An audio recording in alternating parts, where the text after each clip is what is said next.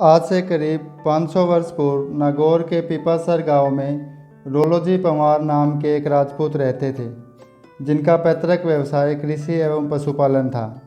उनके 2 बेटों व एक बेटी में बड़े बेटे का नाम लोहट जी व छोटे बेटे का नाम पुलो जी था व बेटी का नाम तांतु देवी था।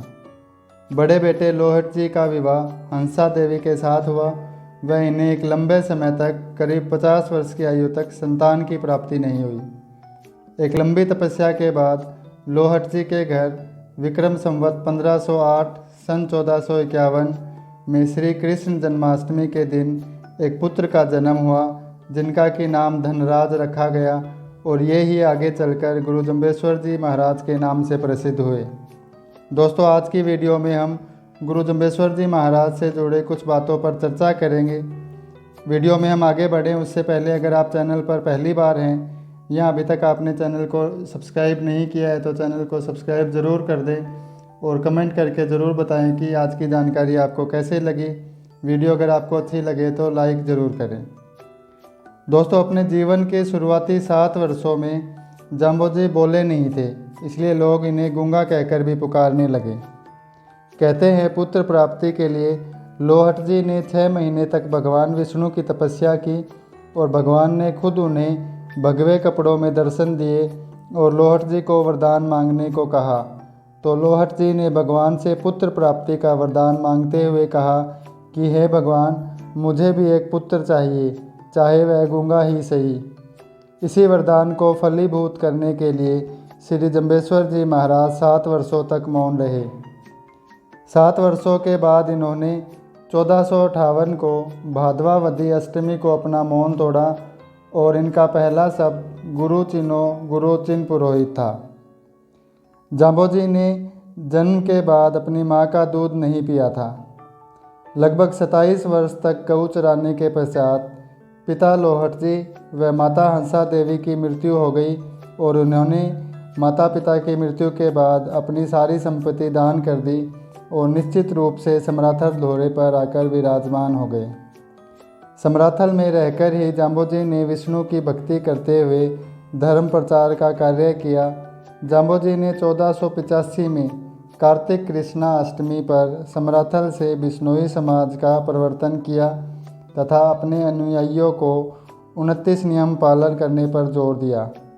पहल देकर जब बिश्नोई पंथ की स्थापना की गई तो प्रथम बिश्नोई उनके चाचा पुलोजी पंवार बने थे। यहीं पर जाम्बोजी ने पुलोजी को स्वर्ण नगरी व स्वर्ग के दर्शन करवाए। जाम्बोजी ने 51 वर्ष तक समराथल धोरे से ही ज्ञानोपदेश दिए। विक्रम संवत 1572 में गुरु जंबेश्वर भगवान रोटू में श्री जोखाराम जी बहादुर की पुत्री उमाबाई का भात भरने आए थे। यह भात आखा तीज के दिन भरा था। जाम्बोजी के आज 120 शब्द प्रचलन में हैं जो शब्दवाणी के नाम से जाने जाते हैं। श्री जाम्बाणी साहित्य के प्रमाण के अनुसार श्री गुरु जंबेश्वर महाराज विक्रम संवत 1593 सन 1536 में मिंगसर कृष्णा नवमी को साथरी स्थल पर निर्वाण को प्राप्त हुए। गुरुजी महाराज जहाँ बैठकर उपदेश देते थे उन्हीं स्थानों को साथरी कहा जाता था। यह स्थान लालासर के निकट स्थित है, इसलिए इसे लालासर साथरी भी कहा जाता है। जब उन्हें समाधि लगाने के लिए जोधपुर जिले की फलोदी तहसील स्थित जम सरोवर के प्रांगण में समाधि के लिए ले जाया जा रहा था तो मुकाम यानी प्राचीन तालवा गांव में बीकानेर के राव जैतसी सामने आ गए और संतों से निवेदन किया कि आप जाम्बोजी महाराज की समाधि यहीं पर लगवा दो। यहाँ त्रेता तुलसी खेजड़ी के नीचे शिव धूणा है, यही स्थान उपयुक्त है। उसी खेजड़ी के नीचे समाधि लगाई गई। श्री गुरु जंबेश्वर जी महाराज को शरीर छोड़ने के तीसरे दिन यानी मिंगसर बदी एकादशी विक्रम संवत 1593 को समाधि दी गई थी। पोह सुदी दूध विक्रम संवत 1593 के दिन समाधि मंदिर की नींव रखी थी व चैत्र सुदी सप्तमी विक्रम संवत 1597 को मुकाम मंदिर बनकर तैयार हो गया। उनके पावन शरीर का अंतिम पड़ाव समाधि होने के कारण यह महातीर्थ मुक्ति धाम मुकाम के नाम से विख्यात है।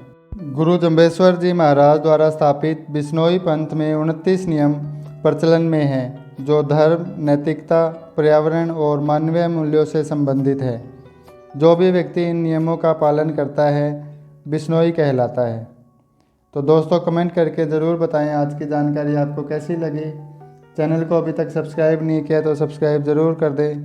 धन्यवाद। जय हिंद, जय भारत।